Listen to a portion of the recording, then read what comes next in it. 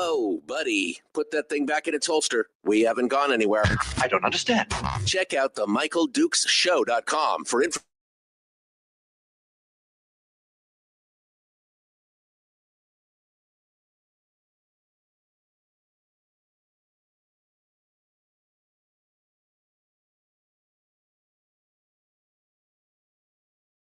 And the entitlement is astounding to me.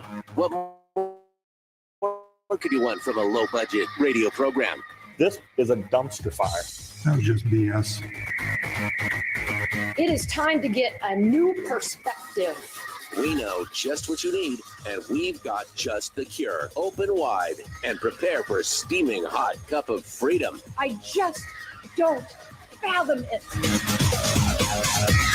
The Michael Dukes Show, streaming live across the world. Oh, live around the world on the internet at MichaelDukesShow.com and across the state of Alaska on this, your favorite radio station and or FM translator. Hello, my friends. Good morning. Welcome to the program. It is Monday.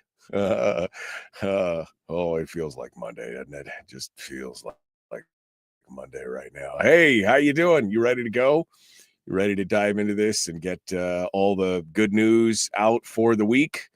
Get things started and ready to deep dive in and do our thing. Well, we got a lot of stuff going on this morning, and we are ready to go. First and foremost, we're going to be diving into all the news that's fit to print around the state of Alaska, including some sneaky bills that got in at the last minute. We're going to talk about that and some of the other stuff that's going on, including some of the festivals and stuff that are happening around the state. I'm looking forward to that. We need a little happiness. We need a little joy, a little music, a little laughter, and everything else. So it's going to be fantastic. That is what's going on here this morning. And then in hour two, we're going to be joined by Brad Anderson and Chris Miller. They're with the Homer Chamber of Commerce. And we're going to be talking with them about the big shindig here in Homer. This week and this weekend. We're going to be talking about a Taste of Homer and Homer HarborFest, which is going on this Saturday and will be emceed in part by yours truly, assuming that I get out from under this rain cloud here by Saturday. I actually you should have heard me on Saturday. I sounded like death warmed over. Now I'm just death on lukewarm. It's fantastic, but getting better, and things are getting ready to crank around. So this week is going to be fun. Rick just said, I think I'm calling in sick. I need a day off. Yeah. Well, I almost called in sick today. I'll have you know, but I didn't. I'm here. So if I can make it, you can make it. All right. That's all I'm saying. If I can make it, you can make it. It's going to be good. All right. So big day today. Tomorrow is Brad Keithley, Chris Story. On Wednesday, I'm working on some stuff for the rest of the way. I'm not gonna spoil it. I'm not gonna blow it by saying the part out loud. I'm not gonna blow it for that. We're gonna come down to it here.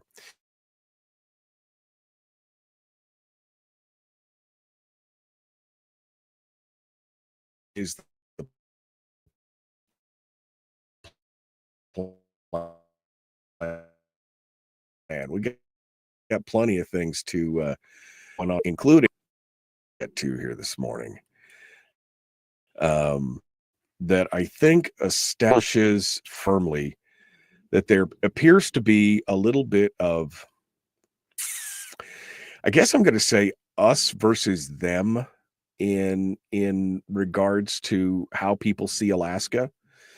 And I don't mean it, and I guess that sounds very adversarial, and I don't mean it to sound adversarial, but I guess it's just the tale of two mindsets, I guess, is what which is the way I should be putting it.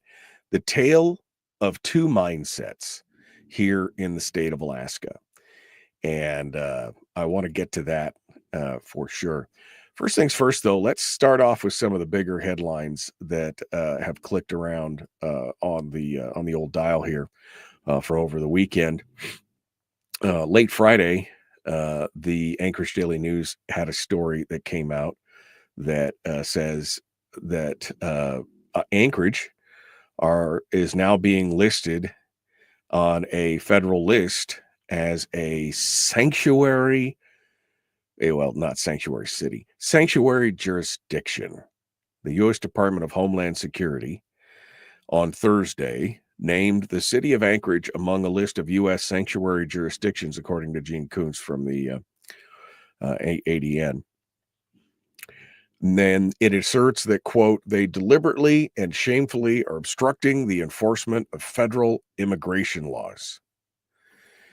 Now, the city of Anchorage and immigration attorneys are disputing the claim of noncompliance, saying that, hey, the city had an ordinance, a resolution, years ago, 10 years ago, and that the state is complying with some of the things from Homeland Security and everything else. Now, this all started when the president last month signed that executive order that told federal agencies to identify cities and counties and states that obstruct enforcement of immigration laws, and to determine by factors, they're supposed to determine that by factors like compliance with federal law enforcement, immigration restrictions, and legal protection for illegal aliens. So, and what's at stake here, of course, is a big chunk of federal money, which that's how they always get you. It's a big chunk of federal money. Don't want that to be taken care of. Mayor LaFrance's spokesperson said Anchorage is not a sanctuary city. They pointed to the 2015 resolution passed by the Anchorage Assembly that refuted that title and affirmed the city's commitment to assisting in the enforcement of federal immigration law, which I guess it's kind of interesting to see some of these things going on, because at some point you're like, methinks they doth protest too much. But according to the Department of Homeland Security, each jurisdiction is going to receive a formal notification of its noncompliance.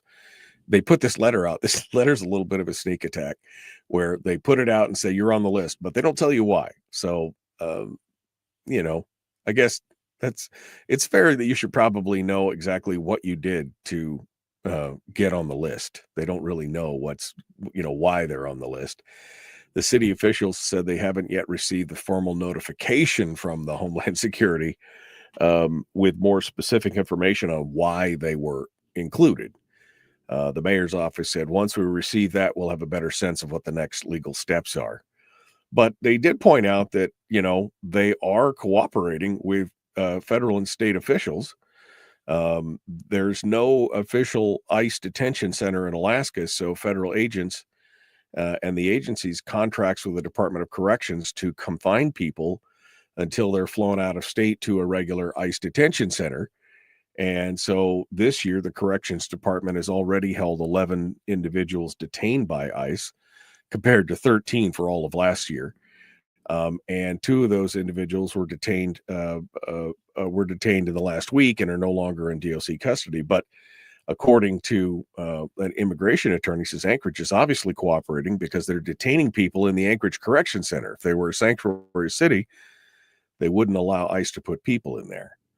So I don't know if this is just more political, grandstanding or shenanigans or what, but we'll see. We'll see. We'll see.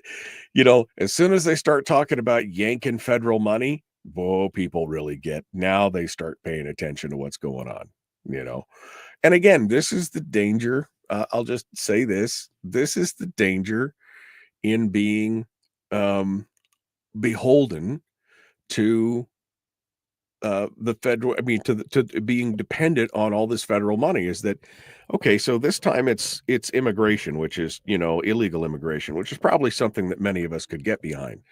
But at the same time, what if it was something else? What if it was some other federal thing that they really wanted us to do, and we didn't want to do it, right? In the spirit of states' rights, we wanted to say no.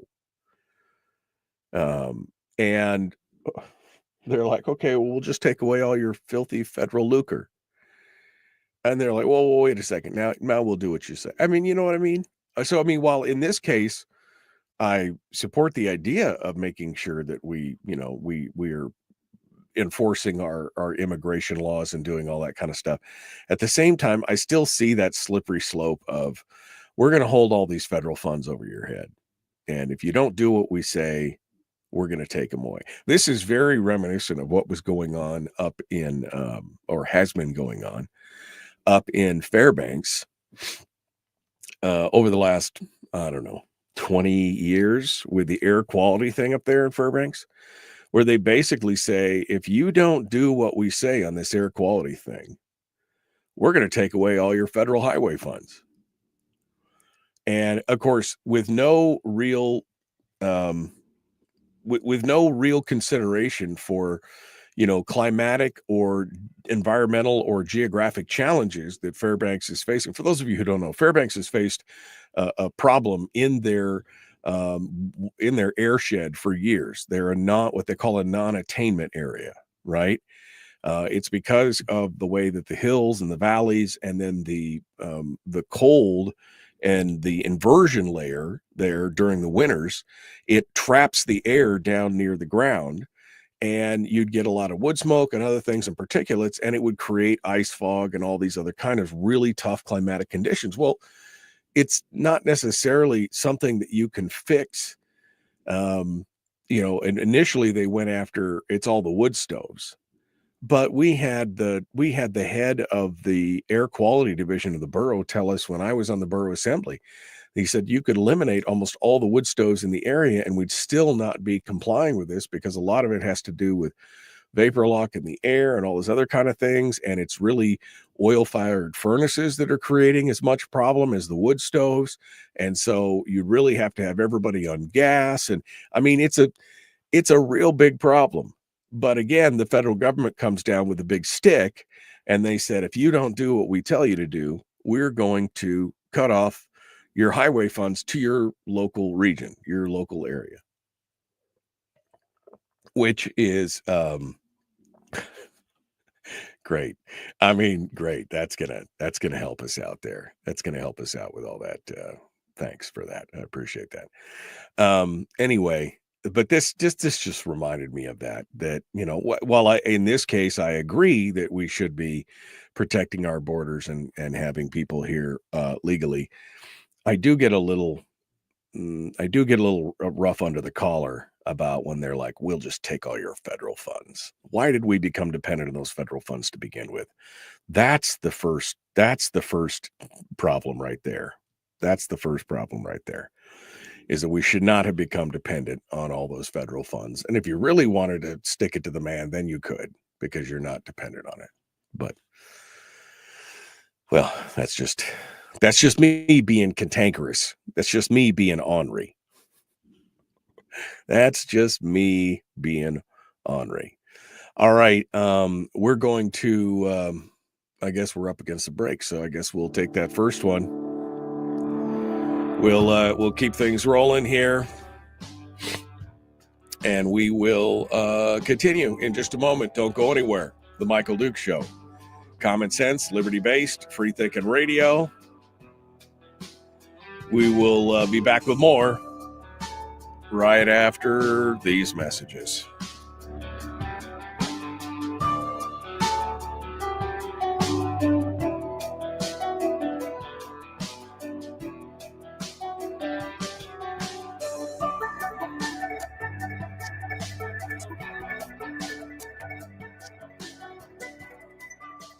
If you missed the show, you can listen to it on your time with Dukes On Demand. Oh, and it's free. Like America used to be. Streaming live every weekday morning on Facebook Live and MichaelDukesShow.com.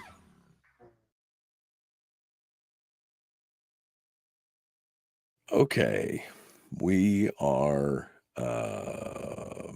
in the break.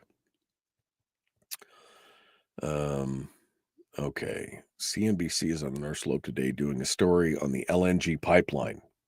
Well, we'll see. We'll see.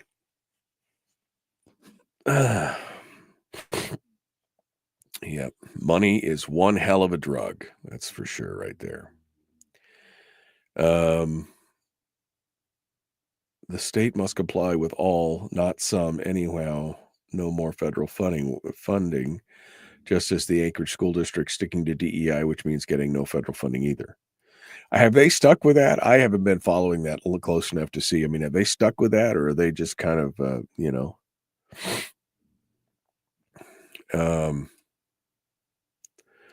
let's see. Good morning. Good morning. Good morning. Building our base, buyer beware. It just baffles me, says Frank, how Alaskans are willing to give up their sovereignty for a few federal dollars. And that's how it's always been, right? That's how it, that's how it always is. I'm just going through here. We're sucker for freebies. That's how the left built their masses.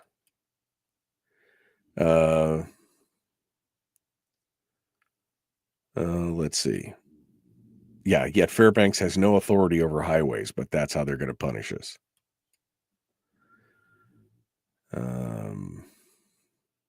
They've tried to implement the same stupid policies in the Butte, said Richard. Yeah, I mean, that's the next battleground is going to be the Matsu over air quality. I can tell you right now, that's going to be the next one.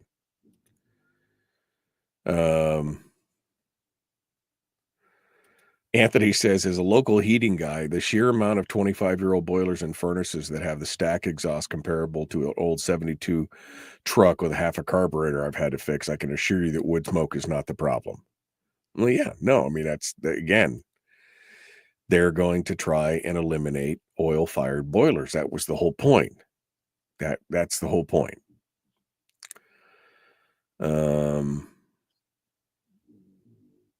Can you please put out for people to contact Rick Whitbeck in support of saving the Jobs Corps in Palmer? The Department of Labor can give an exemption. Emails and support is what's needed to show the Department of Labor. Richard, tell me why we should save jobs. Tell me why we should save Jobs Corps in Palmer. Tell me exactly what it does. I saw one of the press pieces, but you tell me in your words why we should be fighting for the Jobs Corps in Palmer. I'd like to know. School-wide training to continue DEI teaching in schools. Blah, blah, blah. Okay. All right. I'm all caught up. And if I'm a little slow this morning, I apologize. Like I said, I'm much better than I was, but yeah. I was going to try and finish Chris Story's book this weekend, and that was a no-start. That was a non-starter. By Friday night, I was feeling puny. Oof. I went to bed early for a Friday night. I usually spend that night goofing off and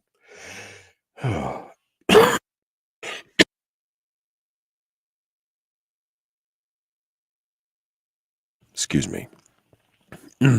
All right. Oof, man. Let's get with it, shall we? That's better.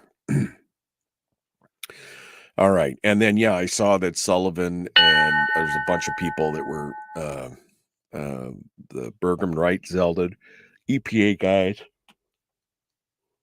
interior people, all that kind of stuff. They were all here. They were all here in town to talk about all the new projects. So we'll get into that here in just a second. Birch attack?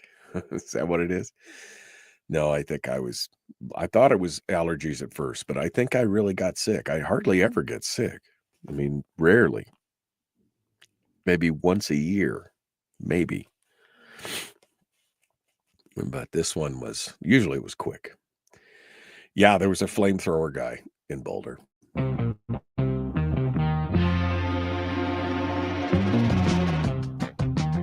The Michael Duke Show. Seriously humorous with a pinch of intellect. Sorry. That is humorous. Here's Michael Dukes. Okay. Yeah. All kinds of stories here. All kinds of stories about stuff that's going on around the state of Alaska. We're going to continue on here talking about some of the things. Somebody in the chat room just asked if we would reach out. Richard said we needed to reach out to Baggage and Rick Whitbeck, who works for Nick Baggage, and to try and save the Jobs Corps in Palmer. Now, I saw a bunch of stuff on social media this week, and I'm not normally on social media, but I pulled through it. I was scrolling through it for some reason on Saturday, and I saw that there was a big outcry about, we're all going to die because they were going to close down the Job Corps Center in Palmer, and I didn't really see any good. Reasons why. I guess I didn't see an argument pro or con. All I saw was a bunch of folks were wailing about how it was all going to be doom and gloom and we were all going to die because the Job Corps closure was happening up in Palmer. And I'm just looking for some more information, I guess is what I'm asking. I just asked Richard, can you tell me why do we need to, what by saving it, what do we achieve? That's all I'm asking. I kind of want to know what's going on with that. Because that was, it was some caterwauling. It was some, because it kind of caught my eye as I was going by, and it was, I don't know. It was like some dystopian, the apocalypse was upon us now because everyone's going to die because they're going to close down the Job Corps in Palmer. I can't remember what the headline read, but it was bad, right? It was just bad, but they didn't really say what it was doing. What exactly was it providing that you wanted to be stopped, right? That you don't stop doing whatever you're doing because it's helping. Okay, well, what is it? Well, they didn't really say. And so I would love to hear a little bit more on that. And I'm keeping my ear to the ground. I want to know exactly what's going on. There was was there a news article? I must not have seen that. I thought there may have been a news article on it, but I couldn't find it here in the break. I was looking for it. I did see in the break that there was some crazy guy, apparently an Egyptian national. I don't know if he was here legally or illegally. Grabbed a makeshift flamethrower, apparently created a makeshift flamethrower, and hurled an incendiary device into a group of pro-Israel demonstrators who were trying to raise attention for the Israeli hostages in the Gaza. And apparently he attacked them which is a flamethrower. That's, I don't know if you know that's really not, that's a destructive device. You're not supposed to have those. But, just it's really the gun's fault. It's not this guy's fault. It's the flamethrower's fault, of course, that he was going to attack all these people, Apparently he was yelling "Free Palestine," as he charged into there. This is after an attack that happened a week ago, where a man was charged with fatally shooting 2 Israeli embassy staffers outside the Jewish Museum in Washington, D.C. This is, but don't worry. It's just the tools. It's not the people that are actually doing it. It's just the tools. Some crazy, crazy stuff that's happening around there. All right. Well, let's get over here and talk a little bit about, I guess, POV, point of view. And I read this early this morning. This was the first thing that I read this morning at 4:30 or whatever, 4:45 when I got up. And I was looking at this and I was trying to be, um,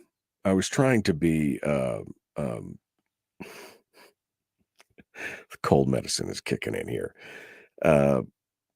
Objective. There we go. I was looking for the word. I was trying to be objective on this and trying not to be too judgmental on this person. This is a letter to the editor that was just written by somebody from Anchorage. And he talks about Alaska, and he talks about how the erosion of education and childcare is pushing Alaska families out. And he says, we moved to Alaska 50 years ago, established our careers, and raised a family. We have 2 kids, both in their 30s. One lives in Alaska, one is outside. We're batting 500. Okay, all right, I see that. He says the one that's outside returned to Alaska for a while after college, but then left to obtain an advanced degree in an Alaska-related or Alaska-relevant field. Post PhD in 2019, the kid considered returning, but the budget cuts to the university probably made the difference.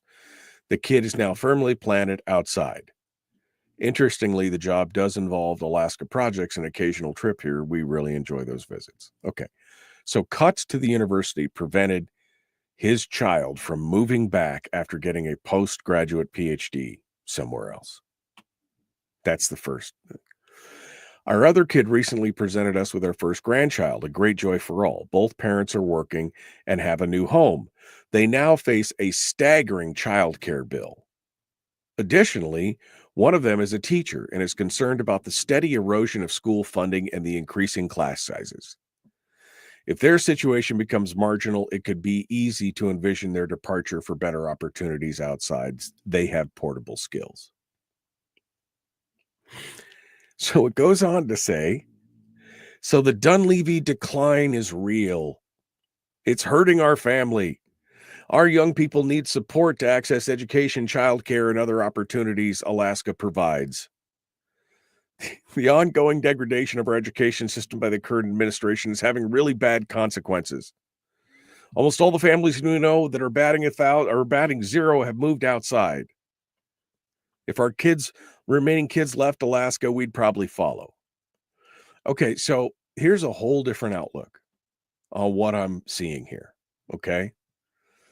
So first and foremost, Dunleavey they've been spending money on education every year in ever increasing amounts, right?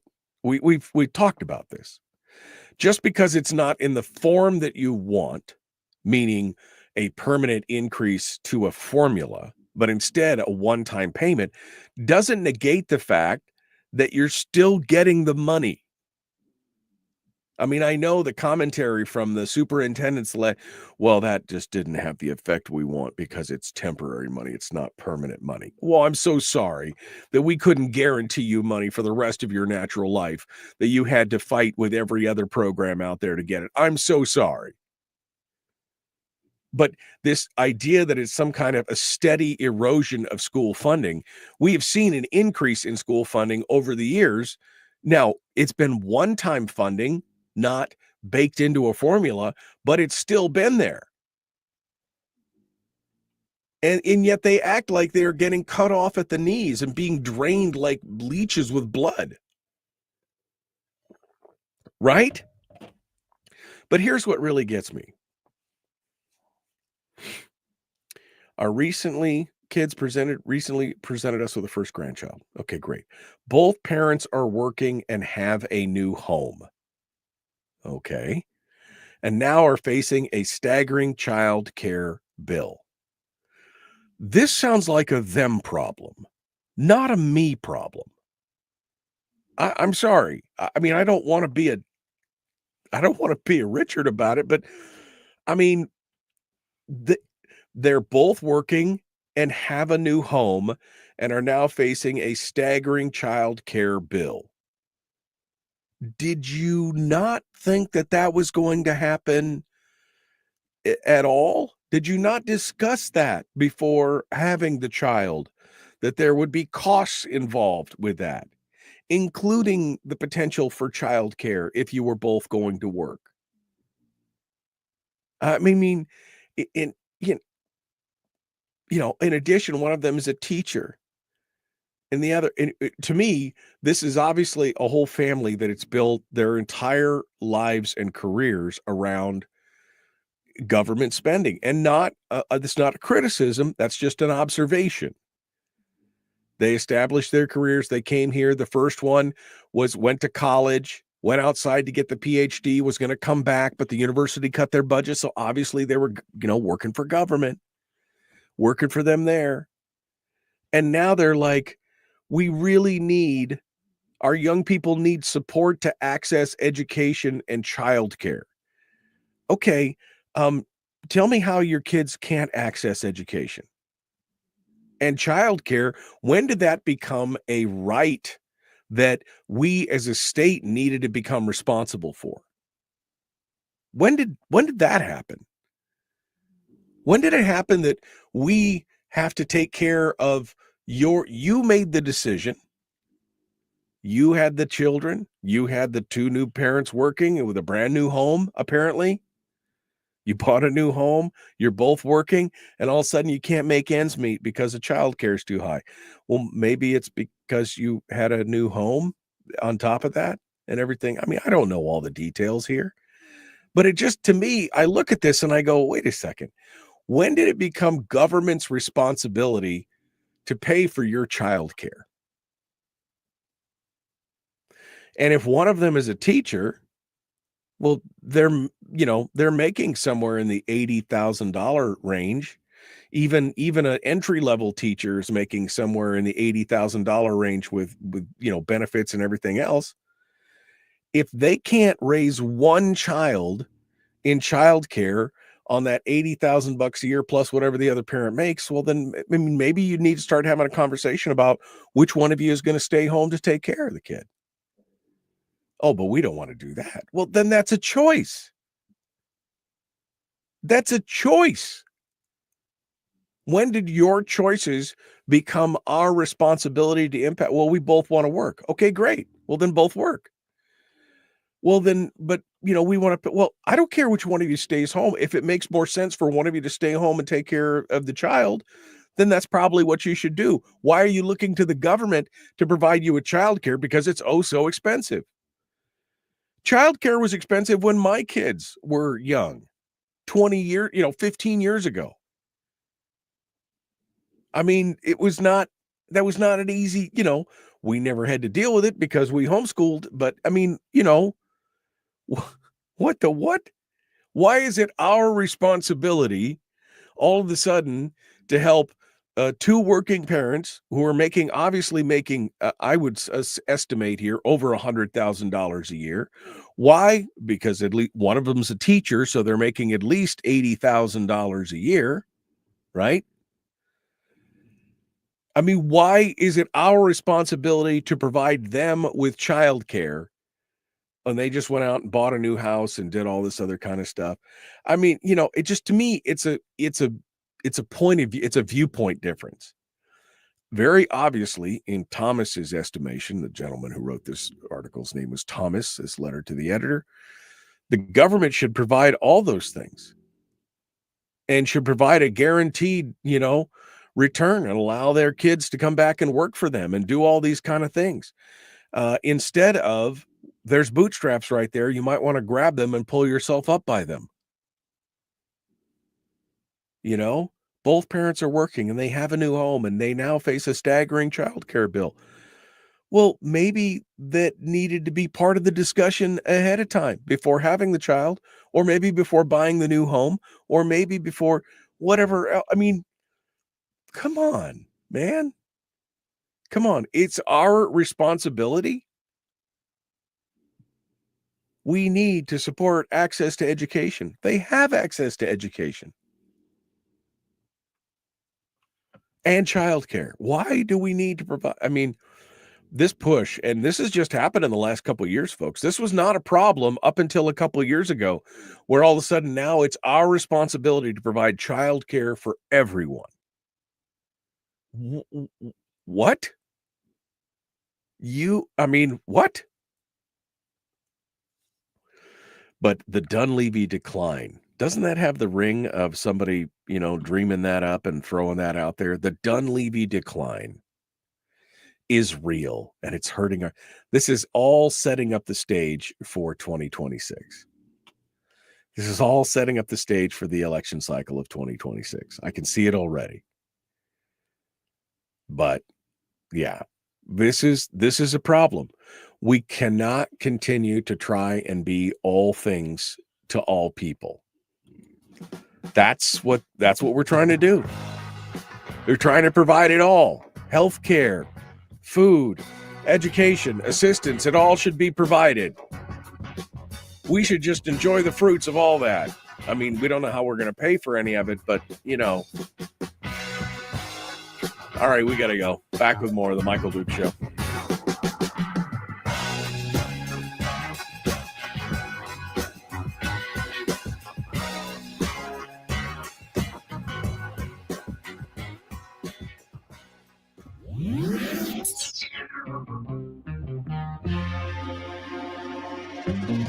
Listened to by more staffers in Juneau than any other show because their bosses told them to. And after what they just heard, oh man, they're going to be pissed. You're a bad, bad man. The Michael Duke Show.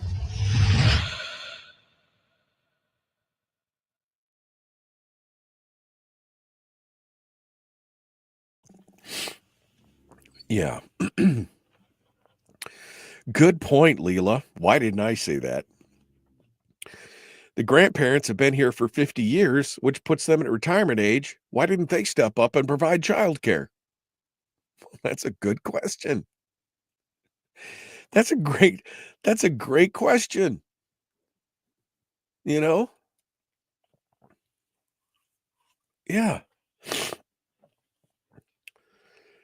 Yeah, no, it's crazy. I'm close to your age, Michael, and when I was a kid, both of my parents worked. However, they made the conscious decision that mom worked split shifts and day shifts, and my dad worked nights. It made things challenging for the relationship at times. However, they both agreed in order for our family to thrive, that's what they needed to do. Far too many people want to live like teenagers and have someone else bear the responsibility for their choices, and that is foolish. I mean, I know, right? Like, oh, they're both working and they've got a brand new house, but their childcare is too much. Cry me a friggin' river. You got a brand new house and now you're worried about Did you not factor that in when you were doing the math on the pros and cons of a new house? I mean, right? I mean, what? What? That's that's it. Chris said this guy and his family need to move to California. I mean, I'm sure. But again, it's just this whole different mindset of the government should be providing everything for us.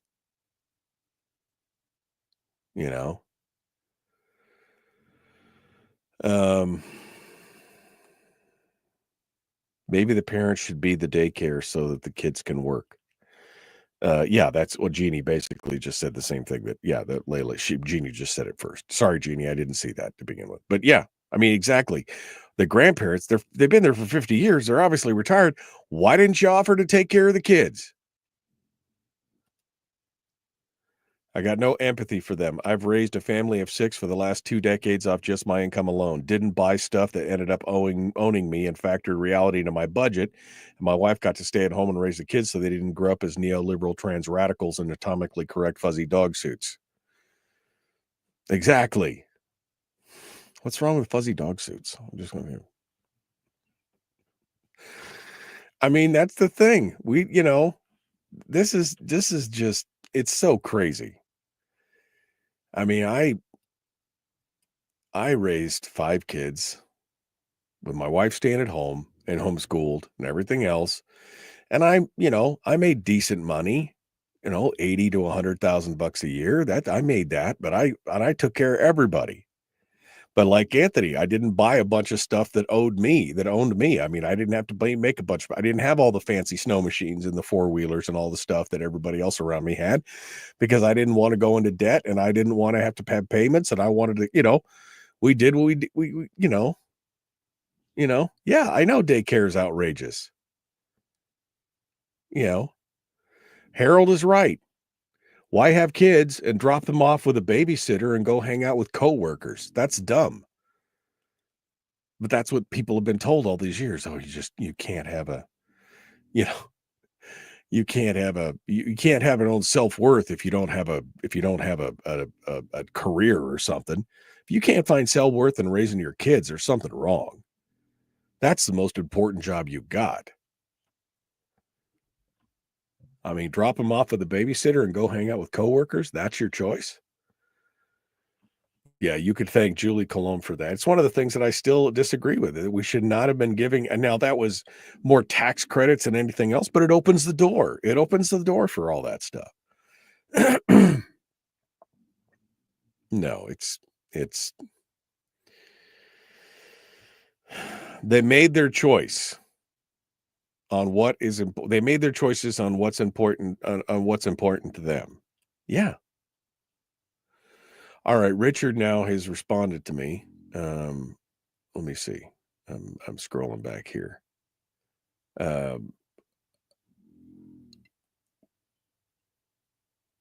guess that was the first comment. So let me get back down here to where it was. Richard said, I'm looking for it.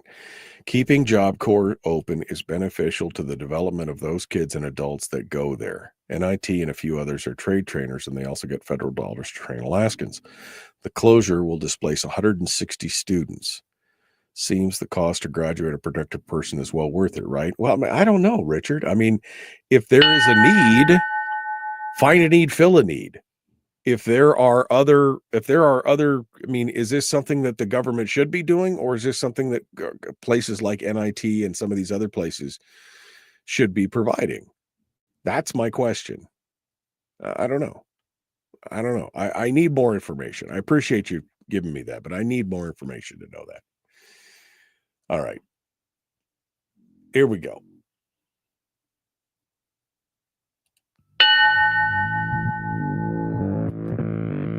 Public enema number one. Oh, wait, sorry. Public enemy number one, which makes more sense. On the other hand, he's a little bit of a pain in the Michael Duke Show.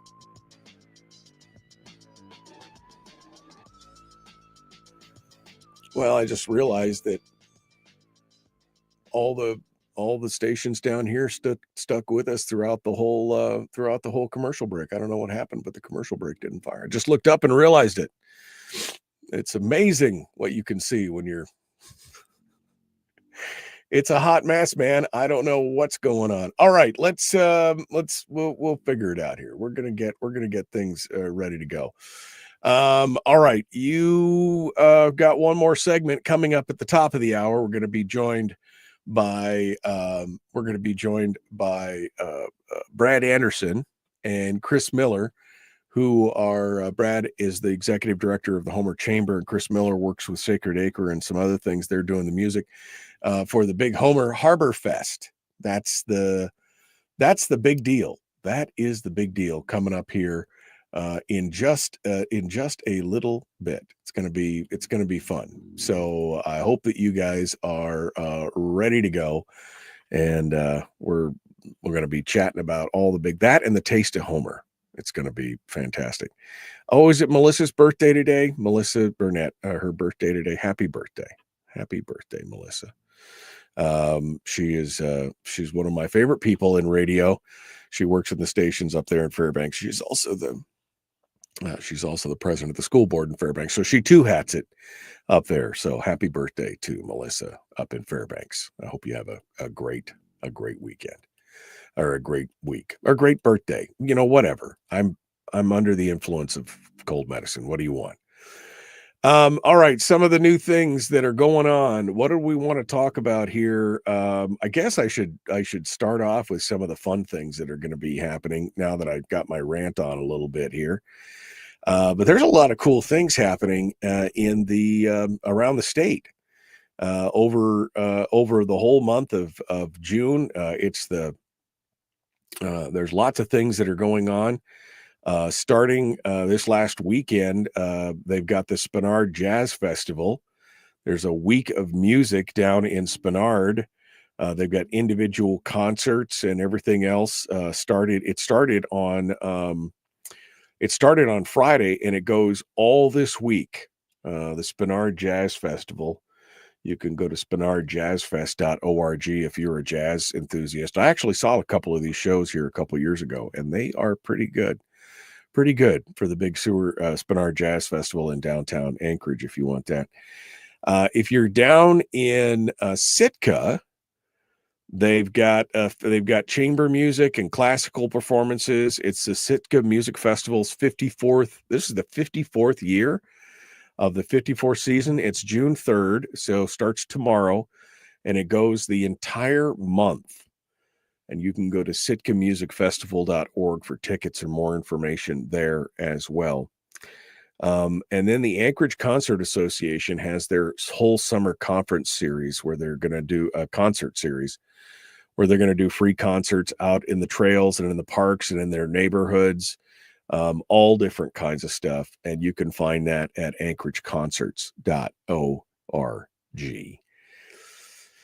June 6th and 7th, it's the Fairbanks Summer Folk Festival out in Esther. They got the Esther Community Park hosts the fest from noon to 10 p.m. on Saturday. Friday night, there's a potluck, there's workshop, there's jamming. It's the folk fest. It's the Woodstock of Fairbanks. Go out there and enjoy yourself. And then my daughter's already talking about this, the Three Barons Renaissance Fair. This is the Ren Fair in Anchorage. The first weekend is pirate themed. The second weekend is fantasy. It's gotten so important. It's gotten so big that now they got to bust it up and break it up and do it to pirate themed one weekend, and then swords and shields the next weekend, the fantasy themed. But it's always a gas. And they've got the Society for Creative Anachronism putting on demonstrations and all different kinds of stuff. It's a fun time, and that's going on in Anchorage, June 7th and 8th. So this weekend, which is Pirate Weekend, and June 14th and 15th, which is next weekend, and that is the Fantasy Weekend. Colony Days is going on in Palmer. That's the summer festival for the whole family where they do races and carnivals and farmers markets, and they do bed races, where they put wheels on beds and race them down the street. That's always fun. I was the MC for that for a few years.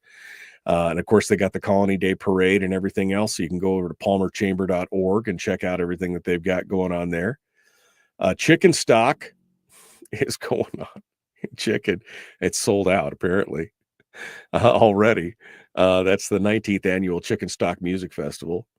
Let's see what else we got here. Solstice Luau celebration at 49th State Brewing. They're going to have a big luau special Hawaiian menu.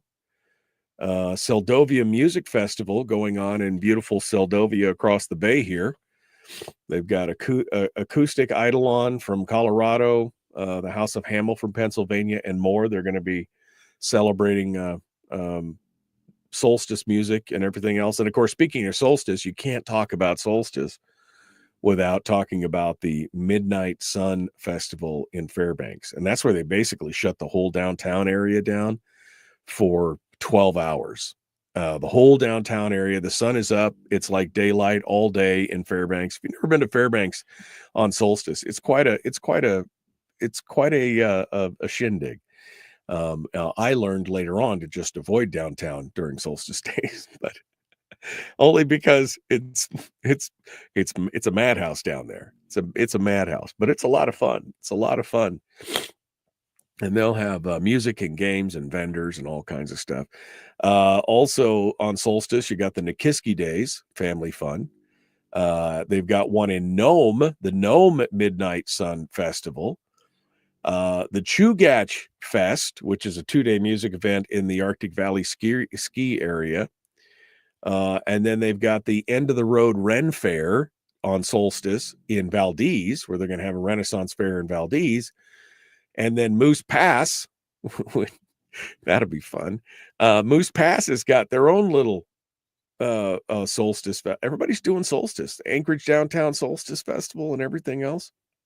All kinds of stuff happening. And then going on into late June, it's the Scottish Highland Games, which will be an amazing opportunity to see all the traditional games, as well as Celtic music and all the Scottish heritage stuff and everything else. And then, of course, 4th of July. We got 4th of July with Mount Marathon race in Seward, and the annual foot race up and down the Rocky Slopes. They got the Forest Fair. They got the Ketchimak Bay Highland Games in Homer here on July the 5th. That'll be a lot of fun. And then Bear Paw. Let's see, concert on the lawn with the local public radio station down here. They got the concert on the lawn in July. Golden Days in Fairbanks in July as well. The Golden Day celebration. Let's see what else. There's all kinds of just Tanana Valley State Fair, Bluegrass Festival, Bear Fest, Gold Rush Days in Valdez. Southeast Alaska State Fair, Salmon Fest down in Inilchik. Ooh, baby. The Kenai Peninsula Fair. Esther Fest in Fairbanks. We're going to do Esther Community Park. The Alaska State Fair in Palmer. Sacred Acre is going to be going on in Inilchik. That's the big electronic music festival that we'll be working with down there. And then Fungus Fest. Fungus Fair and Fungus Fest in Girdwood and Cordova, respectively. So I don't know. I saw this list and I'm like, I want to go through. There's so many fun things and it sounds like it'd be a good opportunity. And again, maybe it's just the cold medicine talking, but I like it. I like the idea of being able to go out to see all those things. You know what I didn't see on here? I didn't see HarborFest. What's up with that, huh? They didn't tell us about HarborFest. Well, it's okay, because Brad and Chris are going to come tell us about it here in just a minute. Back with more, The Michael Duke Show.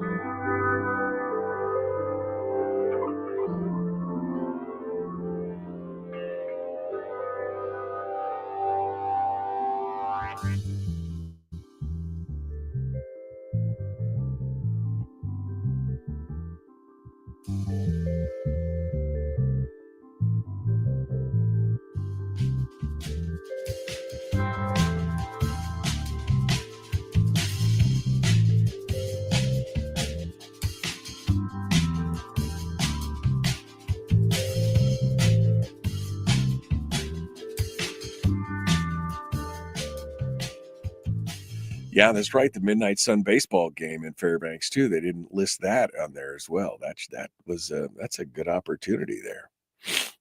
I'm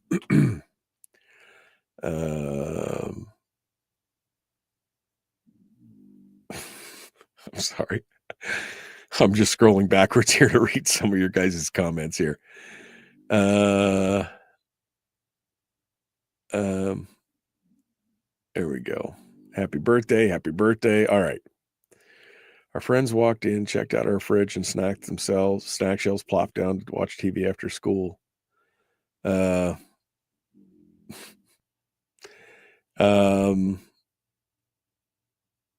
Maybe users of these employees, i.e. the construction companies, et cetera, will recognize they need employees and create training centers. Yeah, that's what I was saying. If, they got if there's a need for like a job center or whatever, I mean, it can be created, it could be created. Not only using our tax money to get more tax money, but using our tax money to sue us to get more tax money so they can continue to advance the liberal agenda so they can get more tax money. Yeah. Did I have to show my ID to buy cold medicine? I don't know. My wife had some, so I don't know if she did or not. That's the thing, All right. Well, I see that both Chris and Brad are in the green room right now. They're eating my donuts, virtual donuts, and drinking my virtual coffee. What is up with that, huh? All right, let me pull them into the discussion, shall we? And just to make sure that their audio is working and everything's working right, we'll just start adding people here until I run out of room. Hello, guys. How you guys doing? Hey. Everybody doing okay? Doing good. Good morning. Good morning. Good morning. Good morning, Chris. How are you doing? You all good? Doing well. Good, Yeah. good. All right, you guys all right? I don't know how they missed you, Brad. They didn't have HarborFest on that list. I don't know what's going on, but And what was that was ADN? yeah, there's a big ADN, big 8. What's it called? It's sorry, I'm looking for here it is. Your Guide to Alaska's Fairs and Festivals for 2025 by Lisa Hahn. We have struggled getting them to keep Homer on their radar. Yeah, that's weird. Yeah, it took year one Sacred Acre we didn't get on there. It takes some time for them to get there. But we'll reach out again. Okay, yeah. Well, it was a cool deal. We're going to find out all about it here, which is good for you guys. But we'll get it squared away here. All right. Well, I just wanted to check in, make sure all the video and audio is working, and then we'll get things squared away. We'll start off with oh my God, Taste of Homer. Sorry, the cold medicine is really kicking my butt this morning. We'll start off with Taste of Homer, and then we'll move over to HarborFest, and we might even throw a pitch in for Sacred Acre by the time the whole thing's done. We got lots of stuff going on. So, all right, I'll put you guys back into the green room here, and Chris, don't eat all my donuts, man. Just saying.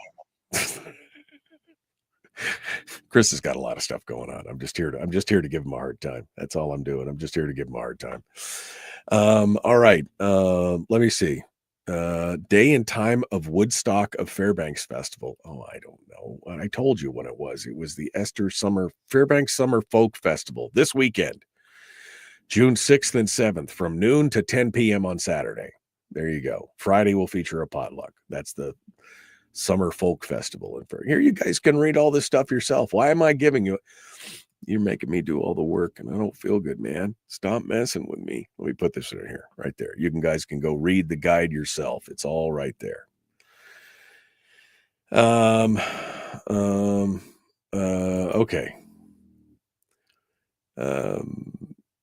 And the same, said Brian, could be said for childcare. If employers are suffering work shortages, maybe there's a potential for an attractant. Yeah, maybe there should be.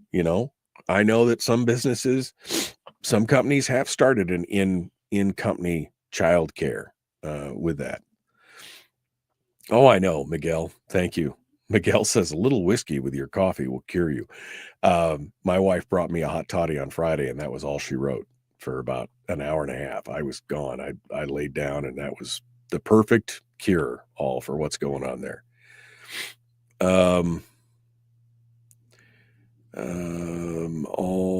Okay. 12th of June. Maybe we need to get it. Was a Woodstock Fairbanks. Kids night at the ballpark in Fairbanks Gold Panners on June 21st. Yeah. That's for sure. Father's Day is coming up. Don't forget. Yeah, appreciate that. We had fun in Fairbanks on solstice. We would do it again, said Chris. No, it's a great time. It's a great time,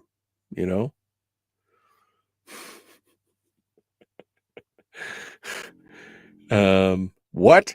North Pole City is going to be considering Savannah Fletcher for city attorney tonight. Wow. That is astonishing. North Pole considering Savannah Fletcher as their city attorney tonight. I would suggest somebody go make a note of that. All right. Well, let's get back to it. Now, I'm not all caught up on the comments, but I'm a little slow today, guys. We'll be ready to go. Here we go. Hour 2, dead ahead, the Michael Duke Show.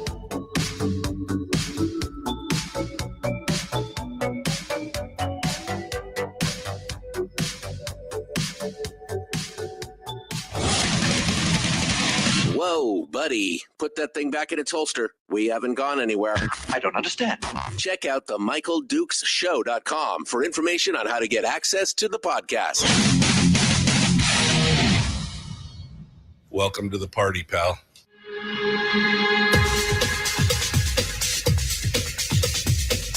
The Michael Dukes Show. The greed and the entitlement is astounding to me. What more could you want from a low-budget radio program?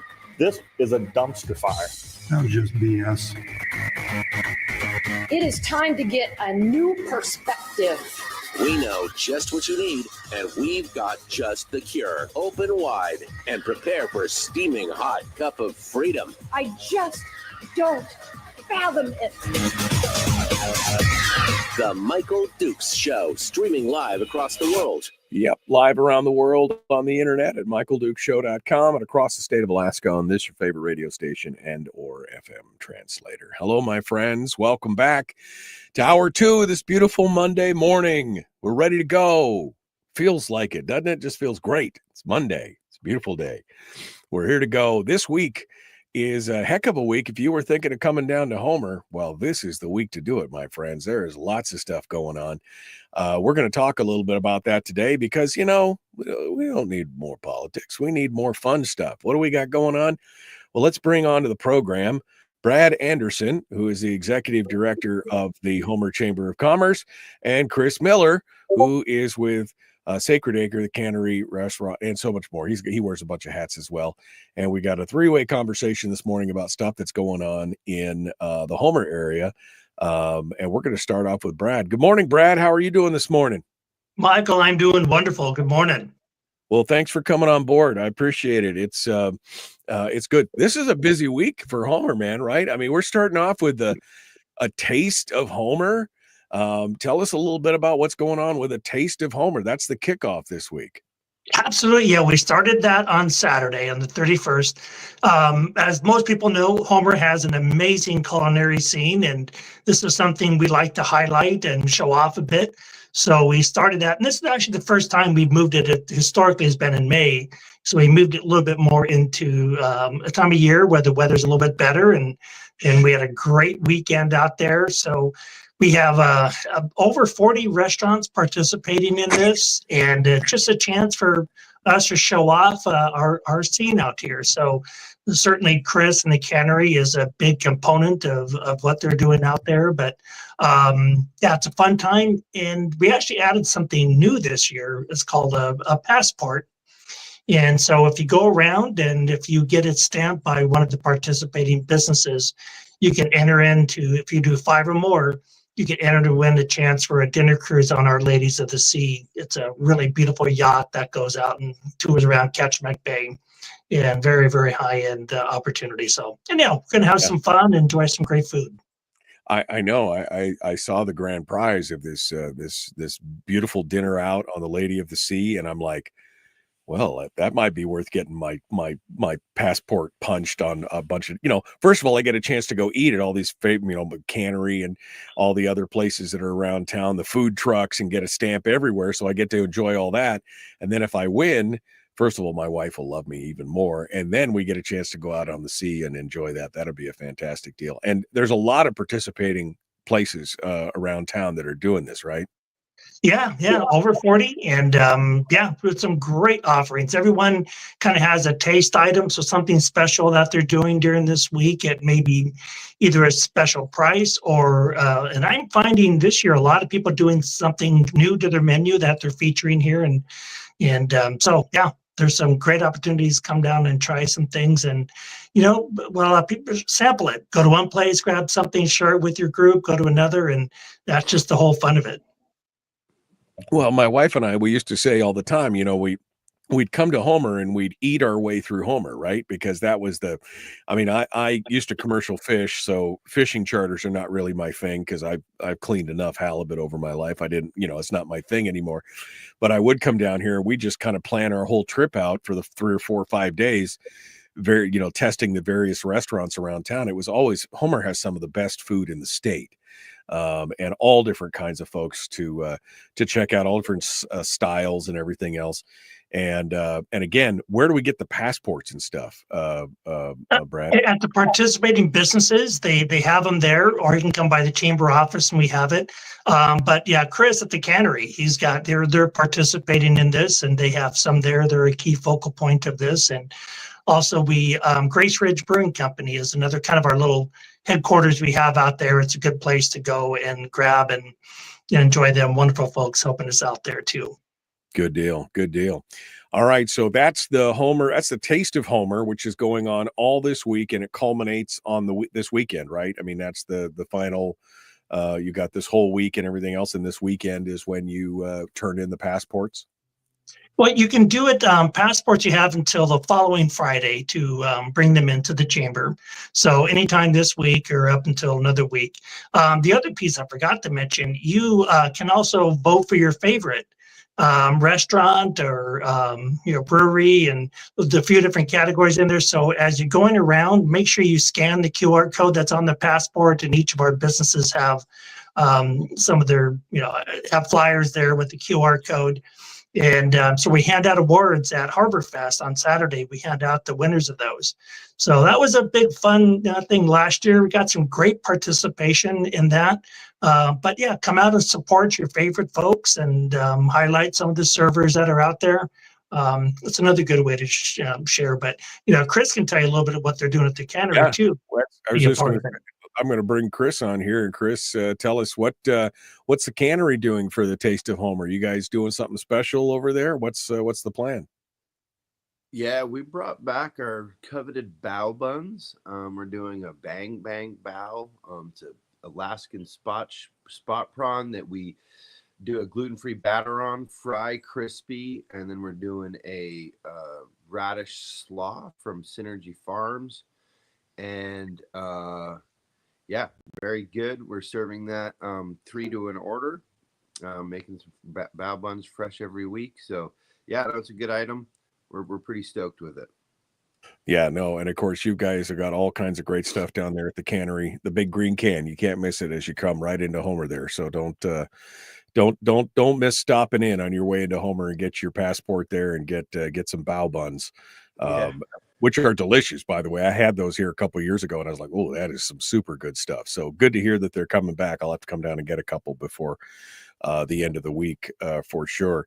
Let's talk a little bit here about, and you've done this Taste of Homer for a while, right, Chris? I mean, you guys have been doing this. This is our second year doing it. Yep. Okay, yep. Second year. All right. Actually, third. I think it might be our third. I'm pretty sure it's our third. Sorry. Good deal. Good deal. All right. Well, let's break into this here and start talking a little bit about HarborFest. So we kick off this week with the Taste of Homer, which is a good teaser. And then we'll come back to Brad here to talk a little bit about HarborFest. This is the inaugural event. It's the first year. I mean, I'm happy to at least have been able to brainstorm with you a little bit on this. This is a big deal for Homer. Homer is a destination here in Alaska, and you guys are trying to highlight that at HarborFest. So tell us a little bit about what it is, the genesis of it, what it all came about from. Let's get started here, Brad. You bet, Michael. I am so excited about this event. It has come together just so organically, and we have tremendous partners that are helping us be able to pull us off. We could not have approached the size and type of event without partners like Chris and a number of folks that have really helped us pull this together. But June has always been kind of that secret month for folks that they wanted to avoid the big crowds that happen when we get into July and August. But still, everything is open, but there's lodging and activities that are, after Memorial Day, we have a little dip and there's opportunities to come and really enjoy your area and not fight those big crowds.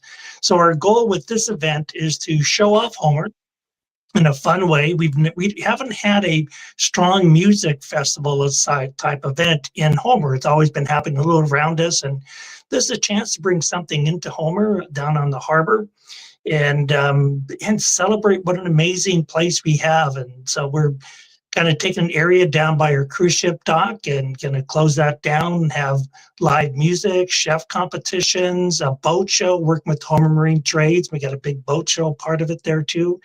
An amazing beer garden. And Chris and the cannery folks are going to be having a fun addition to that. And then, of course, we have food trucks and craft vendors and just an amazing day to come out and enjoy what's special about Homer. So strongly encourage people to come down and see what this inaugural event is like, because this is something that's just going to continue growing from this point. Yeah, no, it's something's exciting. Frank in the chat room just said, been in Alaska for 45 years and I've never been to Homer. Frank, you're not the only one. I was in Alaska for years and had never been all the way down to Homer until I moved to Wasilla. And then I went to Homer and it became my favorite spot on earth. Quite honestly. I mean, well, I'm here now. I mean, there's a reason for that. Because that first trip down here, I've told the story many times, but I wasn't here a couple hours and I said, I want to live here. I love it down here. It's just, there's something about the area, the ocean and everything else. And then of course, the people are fantastic and all the different places to eat and everything else. It's going to be amazing. I want to talk a little bit about the music. You know, Chris is he's the guy that's been dealing with all the music. Chris, you guys have got quite a lineup for HarborFest to fit genres of, you know, everybody's taste, right? You guys have got a quite the lineup. Give us a rundown of what we're going to be looking at for music this Saturday at HarborFest. Yeah, no, we definitely do. We've got a good mix of both live Alaskan bands and a couple great national acts coming in. We'll have Silas Luke Jones playing, Copper River Band, Otsley and the Last Frontier Band. Three great Homer groups that are born and bred and are doing amazing things. And then we have Black Barrel and the Badmen playing, and that's kind of going to be around they're going to be ending around 7:15. And then we kind of go into a different style where we have a local group called the Curmudgeons playing. They're kind of like a punk rock hip hop. And then into Free Creatures, a national group that's a blend of American rock with hip hop. And then we have Dirtwire, which is a group of guys that do kind of an Afro world electro kind of funk beat. And they stole the show at Sacred Acre last year. Yeah. They closed the festival on Sunday and they played an amazing set, and people, the only problem was it wasn't long enough. So here we are bringing them back so that they can take another shot at it. Some unique things going on with what we're doing at this festival is the location. We're literally putting the stage against the entrance to the harbor, right where the boats come in and out. The backdrop's going to be the other side of Ketchimack Bay, the other side of the bay. We're going to be doing a lot of cool things. We have a 20-foot LED wall. We're going to be doing a lot of cool things with cameras and the nature around us. Some really cool things to show off the location of this. So yeah, we're really excited about this.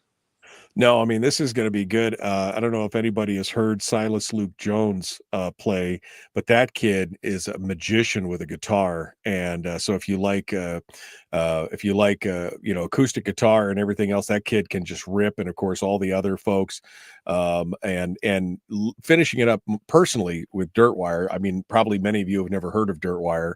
I was very excited when I saw their name on the poster because I'm a fan and I do enjoy their music. So to get a chance to see them live is going to be an amazing opportunity. And that's just one of the great, I mean, you could spend there, you could see all the genres all day long. And this is after you've spent all day checking out the boat show and then eating your way through the food trucks and seeing the art competition. You guys have got some art things there too, Brad, right? There's going to be, not only is there, you're going to be watching people make it, there's going to be a contest. What's going on with the art there? Sure. We have, we teamed up with the Homer Council of Arts, and they have a tent that'll be some live art demonstrations going on. And I think there's pottery, all kinds of different forms of art that's being created on site, and that'll be auctioned off later into the evening, raise some money for the Council of Arts, that foundation. So yeah, you get to see some of our amazing local artists doing some of their specialties out here.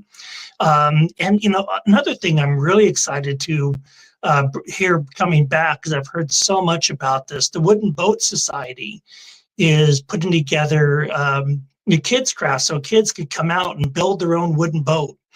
And something that so many people who've grown up in Homer got to experience over the years, but it went away just kind of going into COVID.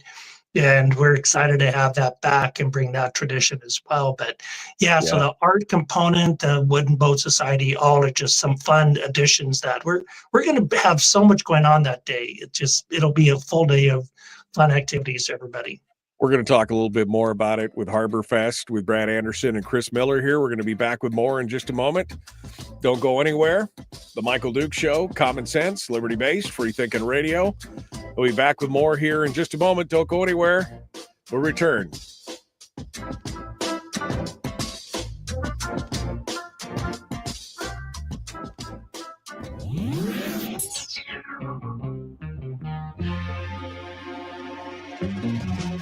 Running on 100% pure beard power. Oh, also some coffee. We dip our beard in coffee. Nice beard. The Michael Duke Show.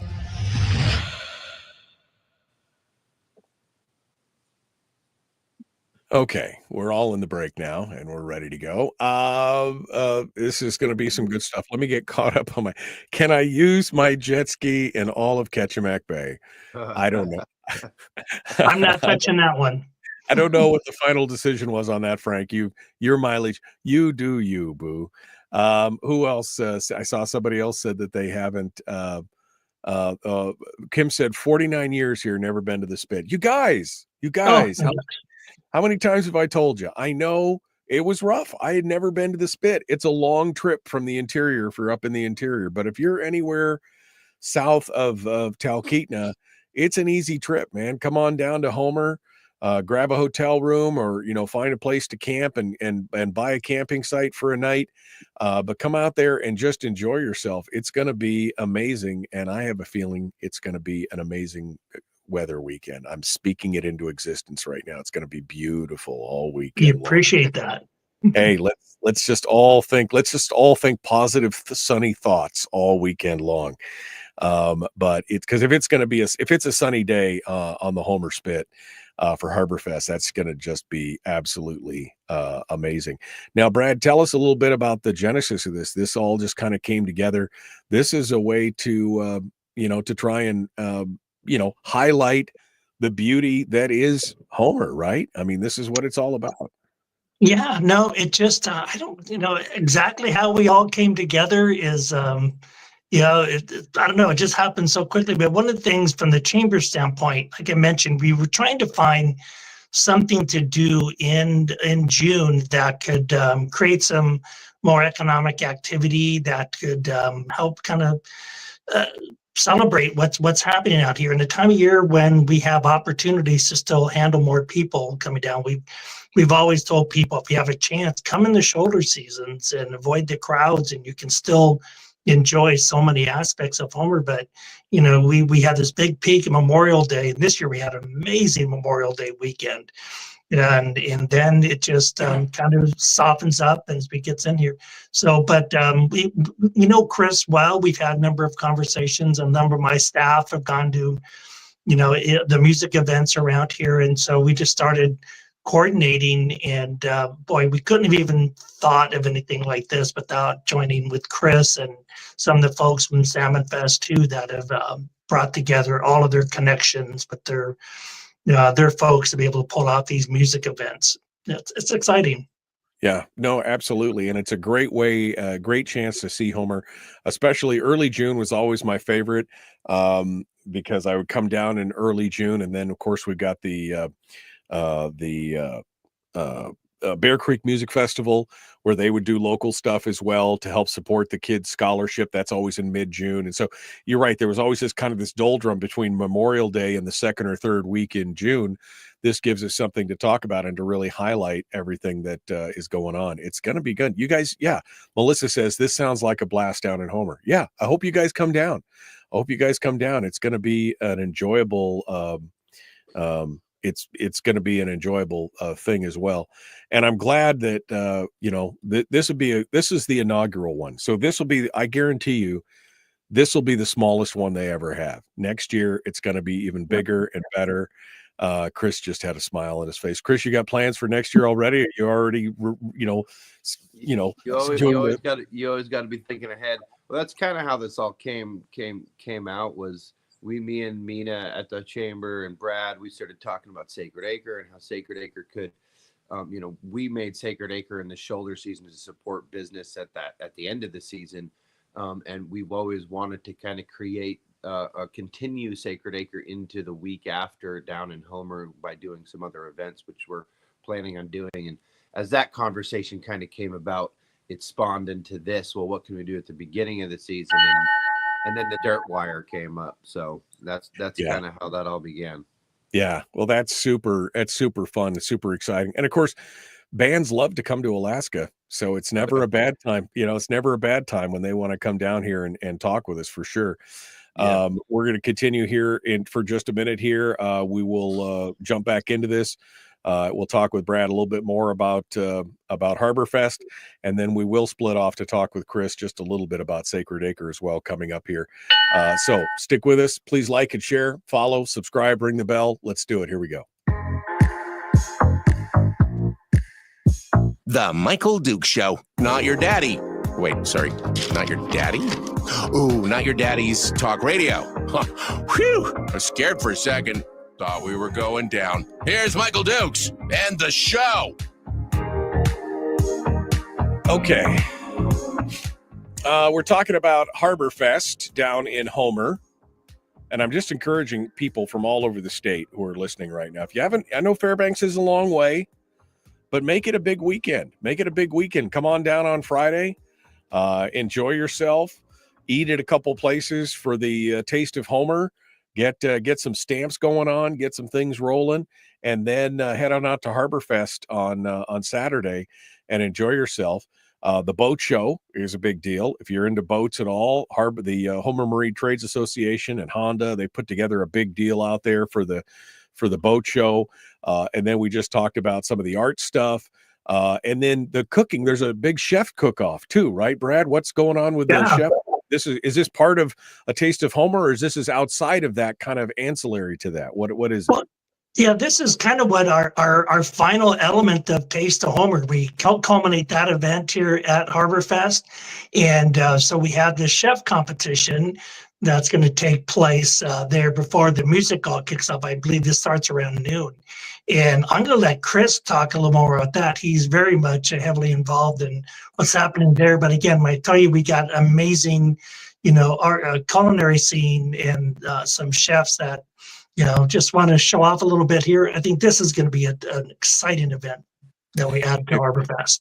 Chris, what is you got a secret? You're going to be busting something out there. What's going on with the chef competition there? It is looking like I will be competing. We have 4 teams. It's pretty much like Chopped. 4 teams. You get 45 minutes. 2 teams go against each other. Winner of that takes the next round winner. So essentially 3 rounds. Chefs are allowed to bring their cooler of magic, whatever it is they want to bring, their ingredients, their seasonings, the things they want to incorporate into their dish, plates, pans, whatever equipment they want a specialty use. And then the judges have picked us 2 mystery items, I believe. And each team has to use said 2 items in the creation of dish. They have 45 minutes to create a dish and present to judges. It's very interactive. They're sharing grills, they're sharing space. So there's a little bit of competitiveness in that.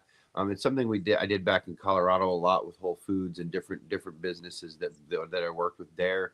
It's a very fun time, and it's a good way to kind of see people in their natural element for the viewers.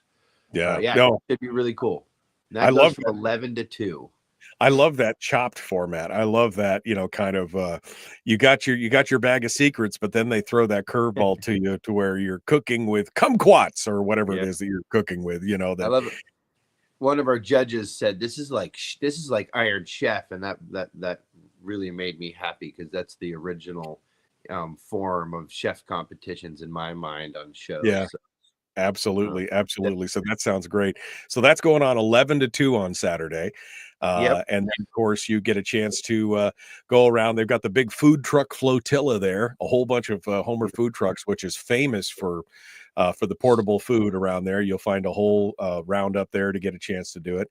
And then, of course, the sunset set, right? Chris, one last thing, sunset set. So tell us about which is weird because when does the sunset? We're not quite sure, but it's going to be late, but it's going to be the sunset set.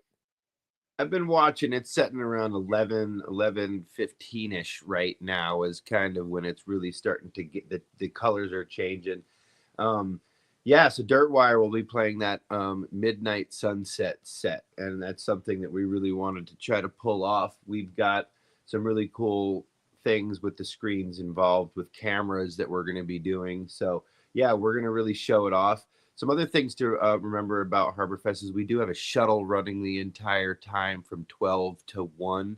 So you can get to your campgrounds, you can get to your RV park, you can get to the base of the spit. We'll be going to the base of the spit on the top of every hour. So if you can make it to there, we can shuttle you down the spit. And we're also going to be going to a couple different locations if you're staying at Lakeshore Lodges around the spit and or Land's End. Definitely don't worry about the walking. We'll have you covered there. Oh, okay. So shuttle services around. That's a big thing, Brad, because I know that I was on the spit last weekend. And of course, Memorial Day, 4th of July, Labor Days, those are always the big ones, right? But even for something like this, parking can be an issue. So where do folks, if they do come down, where do they need to park and do all that kind of stuff? Sir, yeah, the shuttles will definitely allow you to park on the south side of the harbor and be able to come on over, especially if you're staying at any of the RV parks or some of the lodges around on the spit like Land's End. We can pick you up and bring over. But there also is a large parking lot. We call it the chip pad, which is right across in the harbor master's office, just up from our event site area. And so that can accommodate a number of cars there too. So if you want to come down and park right close to that, and then you can use the shuttles to go back on the other side of the spit throughout the day and go enjoy some of the shops and restaurants over there during the day and come on back for some of your favorite bands. It allows you to be pretty mobile. Yeah. All right. So this is all going on this weekend at HarborFest. We've got the Taste of Homer happening all this week. So I don't know where I'm eating tonight, but I'm sure I'm eating somewhere tonight, probably doing takeout to bring home. But I'll be getting my punch card tonight. And then you get that punch card all throughout this week. And then it all culminates on Saturday with HarborFest. And it's a fun time. And this is all through the support of the community, right, Brad? I mean, this is not, we're not taking a ton of outside money. This is us bringing it together to try and celebrate what's going on in Homer. Yeah, that is the goal. Really, we want to show Homer off. And so, but by bringing the bands and all these components, it is pretty expensive to add that, and especially bring some of the equipment and staff up here. So it is a ticketed event. It's $35 for an all-day ticket, and you can get those tickets at HomerHarborFest.com. And so, or you can get them that day. We've had really good traction so far on the number of ticket sales, so that's going quite well. This is so many people have come together and added their services. We have an amazing marketing team at the chamber that's really helping us pull together, but also the resources between the Sacred Acre, Chris and his staff, and some great folks over at Salmon Fest that have really tapped into their knowledge and resources over there. The one thing we didn't talk about is we have a great beer garden set up in there, and actually the cannery is setting up a pop-up restaurant over there too that's doing some exciting things, so you can have some food while you're in the beer garden, or you can come up and grab some special things there. So that's going to be a really fun place to hang out, watch the band, watch other activities, enjoy some great beverages and special food. You had me at beer garden.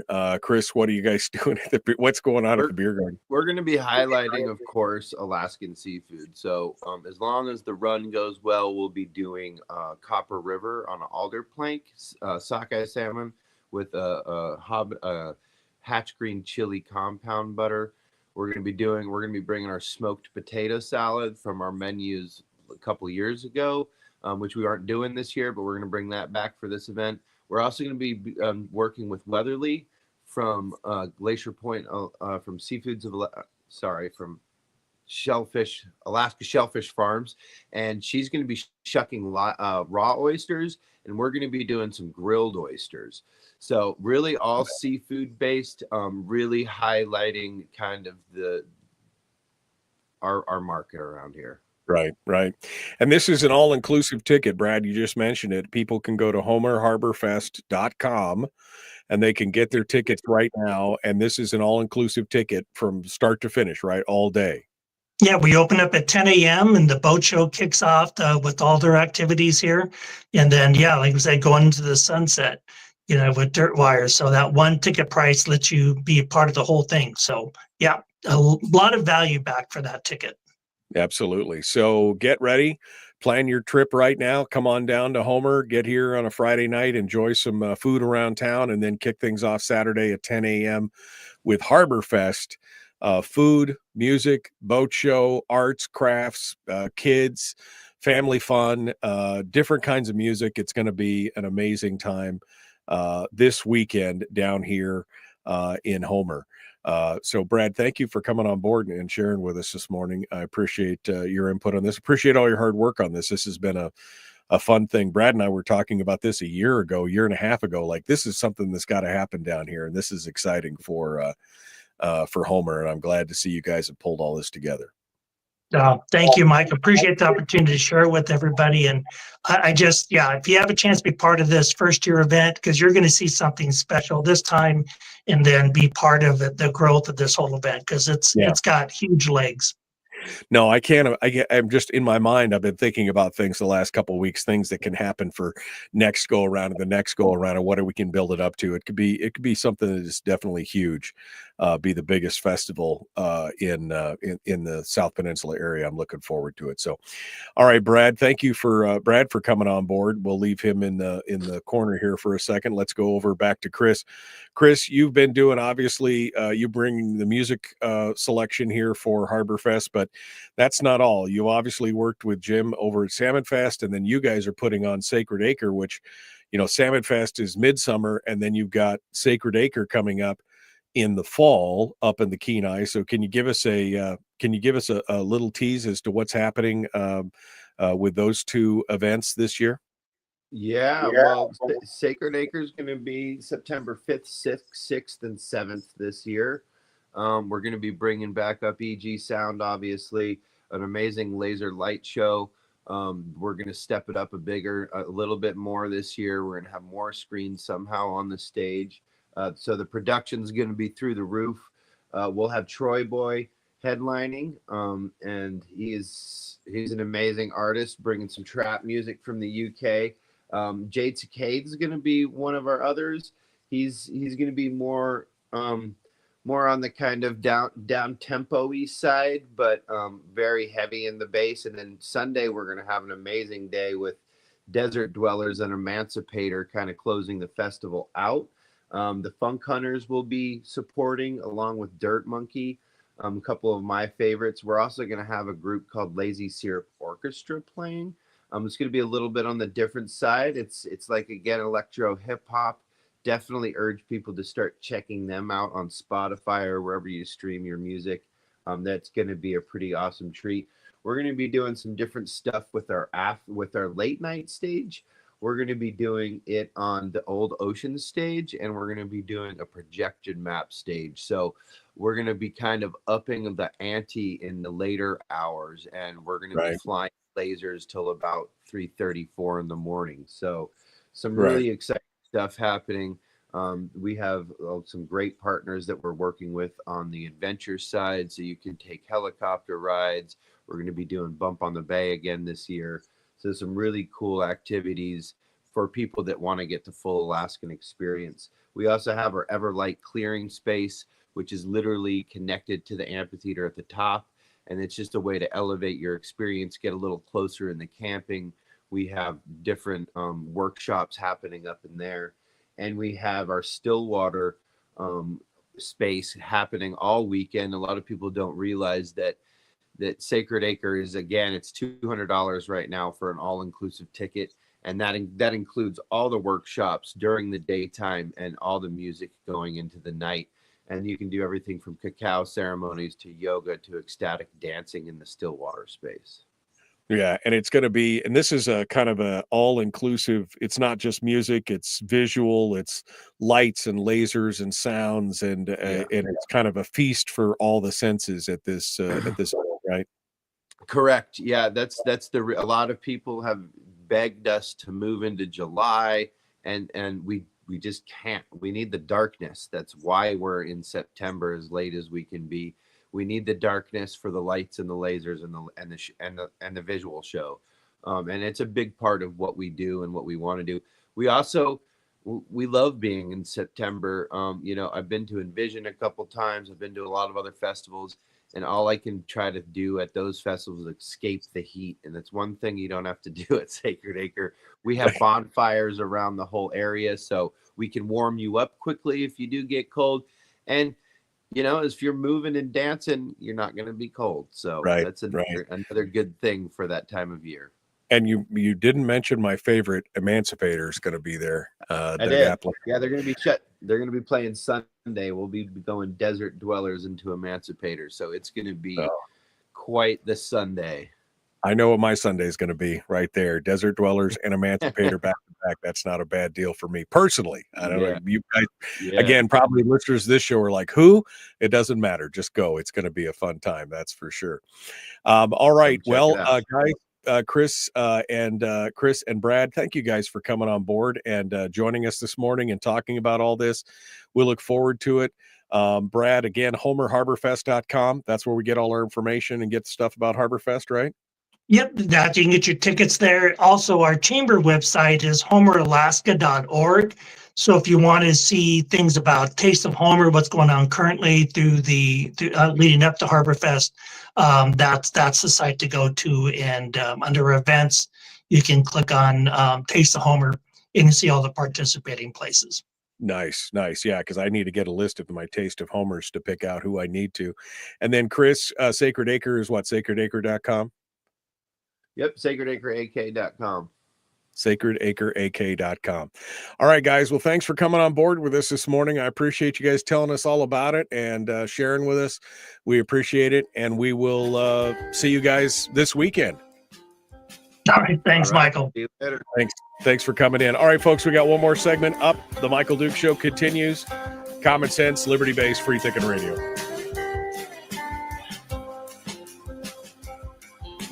If you missed the show, you can listen to it on your time with Dukes on Demand. Oh, and it's free. Like America used to be. Streaming live every weekday morning on Facebook Live and MichaelDukesShow.com.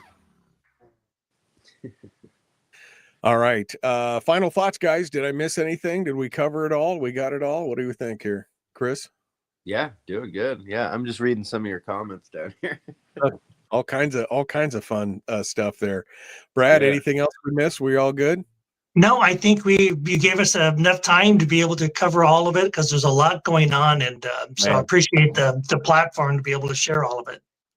No, we're excited, man. I can't wait to see what this turns out to be. And like I said, next year we'll have one under the belt, and we'll know even more of what we can do for the following year. So I'm looking forward to it. Yeah. All right. Well, cool. Brad and Chris, thank you guys. Appreciate you coming out. All right. Thanks again. See you guys later. Thanks for being part of it today. All right. Okay, that's good stuff, man. Good stuff happening all over the place. All right, let me get squared away here. Look at that. Hey, look at that. All right, here we are. One final segment of the show today. What do I want to talk about? Boy, I don't know. That's so much fun. I'm looking forward to it this weekend. Almost don't want to go backwards. With negativity. What do we got going on? I didn't get a chance to talk about this. This was the next thing.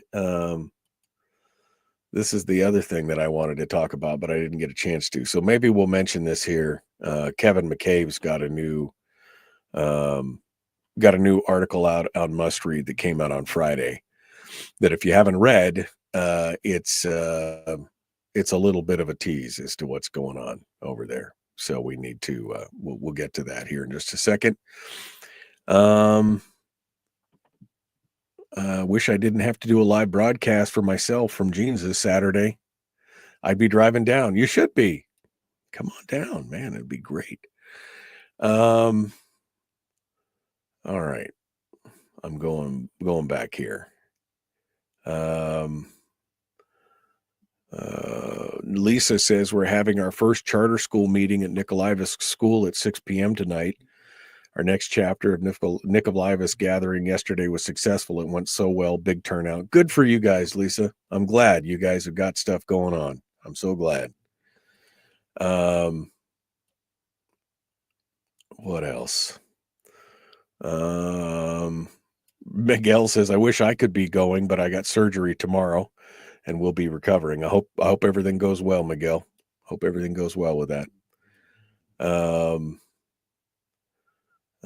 Concert at Land's End back in the 84 was a great show. Oh, that was a while ago, wasn't it? All right. It's all good.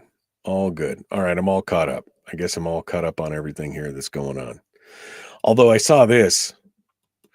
Speaking of Fairbanks, says Anthony, I just watched a crackhead in front of Fred Meyer's attempt to snatch a lady's purse in broad daylight 2 days ago at like 3 p.m. Props to the two large gentlemen in Carhartts with sumo belly bouncing the crackhead into the glass and getting her purse back. Crazies are getting brazen. In Fairbanks, of all places. I mean, wow. That's crazy. What? How did I miss this? Brian said, apparently when he's doing fun stuff, he's sacrificing a goat and dancing naked around a fire. The HOAs hate him. I had to explain to my kids what HOAs were yesterday. There was a conversation about something about HOAs and they were like, what? And I'm like, yeah. And they're like, what? I don't understand. What? Oh man. All right. I guess we're all caught up.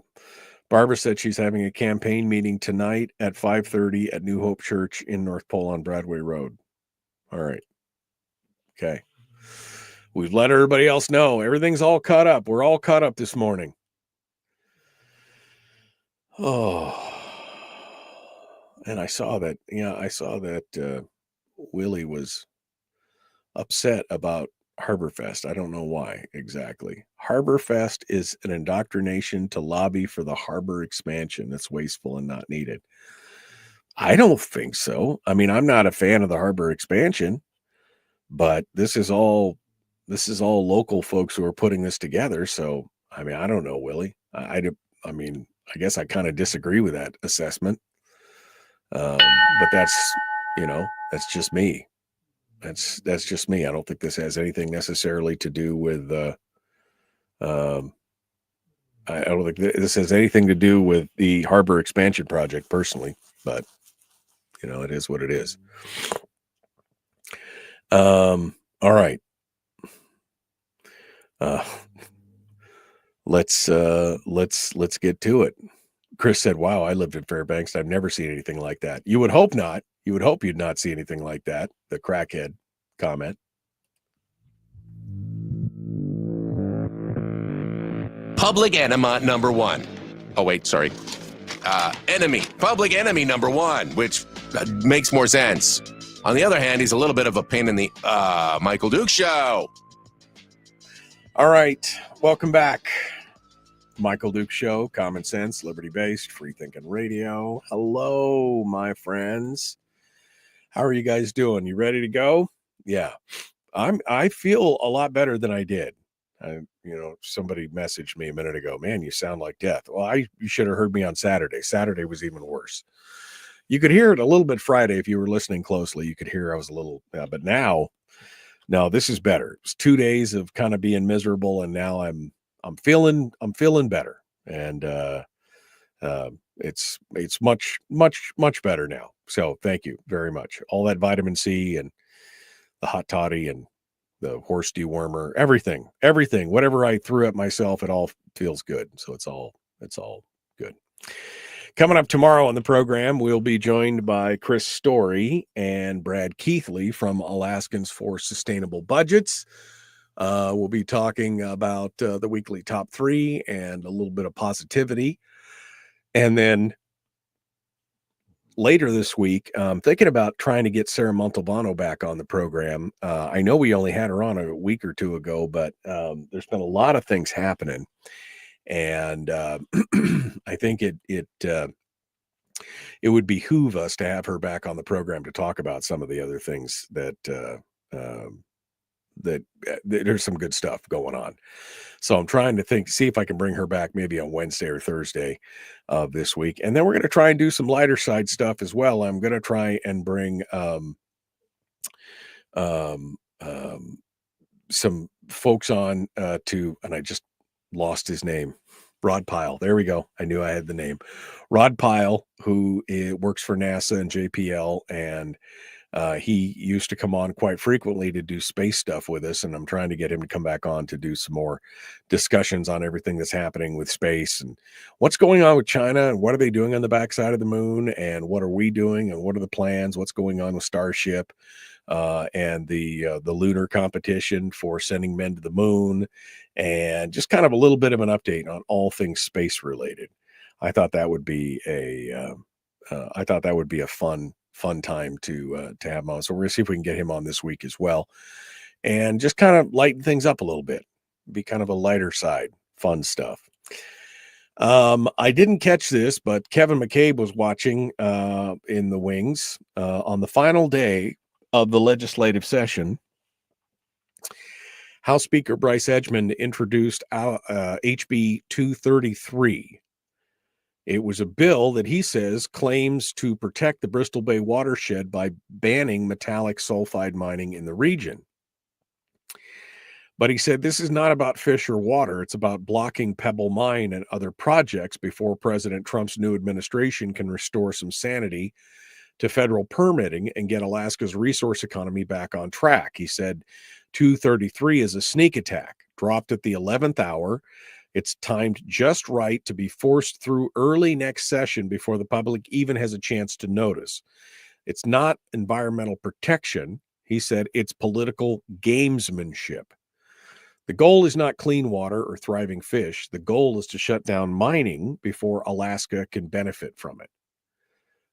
And he said, he tells a story that we've seen this before of environmental groups parachuting into Alaska to tell us what we can and can't do with our lands, national headlines and fundraisings. They don't live in these areas. They don't pay Alaskans bills. They don't raise kids in schools on the brink of collapse, and they don't sit around wondering how to pay heating bills in February. Their concern is not our future. Their concern is making money off those that they can convince of Alaska's attempt to destroy our own fish or environment. He said the bill mentions a $2.2 billion commercial fishing industry, but what it fails to say is that number is 6 years old. Since then, Bristol Bay has suffered a 56% decline in harvest. So again, it's painting a much bleaker picture than what it could possibly be. According to Northern Dynasty Minerals, the Pebble deposit holds 400 billions worth of copper, gold, and molybdenum. It's a proven resource. They're not speculating. And it could provide 20 to 30 million per year in state tax revenue. Now, this is where maybe, I don't know what Kevin's position is on this or not, but for me, this is where I start asking questions about mineral severance tax. One of the things that I think we should be doing in this state is we should be re-examining our mineral severance tax, because for minerals, the tax is, it's not high at all. Let's just put it that way. It is not high at all. It is a net tax scheme. and we're not seeing a lot of money come out of our one. And minerals are, like oil, it's a one-time thing. Once you dig it out of the ground or pump it out of the ground, it's gone. You're never getting it back. So we need to be paying close attention to that. So while I support the idea of clean and good mining, and I want to see that, and I want to see all the homework, I want to see that it's going to be done right, I want to see that it's going to be done cleanly. But I also would like to see what I would like to see us revisit our mineral taxation schedules here in the state of Alaska. I think that it would be very, very good. It would behoove us to do that, since again, it is a non-renewable resource. We need to be looking at that as well. Anyway, he goes on to talk about how HB 233 does not protect the environment, it protects special interests. And I want to know more. I want to know more about this. And I hope that this, him bringing this to the forefront right now, hopefully will bring up a little bit more discussion on this, because I'm not immediate. I know there's a lot of people out there, even on the left and on the right, who are anti-pebble from the get-go. And I, on the other hand, am very much a wait and see mentality. I want to see exactly, how it all is supposed to shake out. How exactly are they going to mitigate the dangers? Because I think we still need to have resource development in the state. And that's again why I think we should be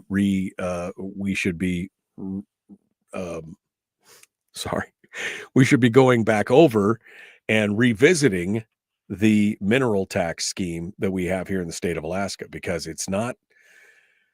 we're not making a whole lot of money out of all the minerals that are being pulled out of the state, not nearly what we're making on oil. And I would love to see a little bit more. I would love to see a little bit more discussion on that. Because the tax rate is a 3% net for the state right now.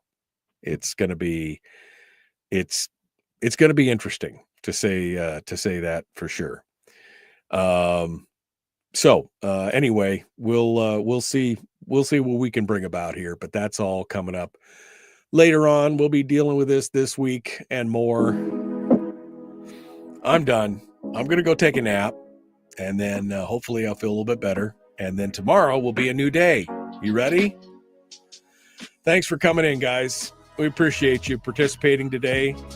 Hope you find some fun stuff out there to do. Be kind. Love one another. Live well. The Michael Duke Show. Common Sense Radio. We'll see you guys later.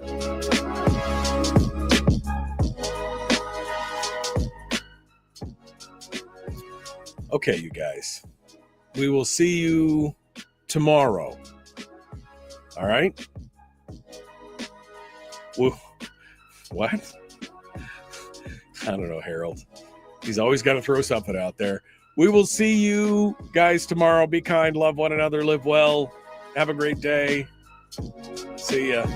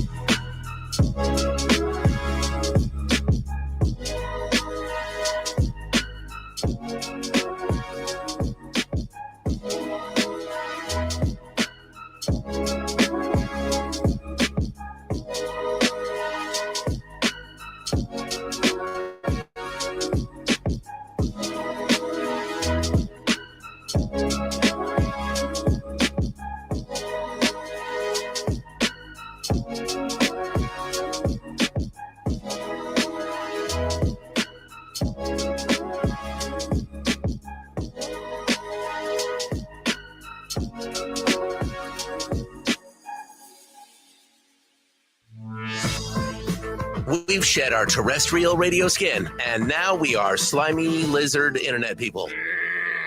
It's the Michael Duke Show.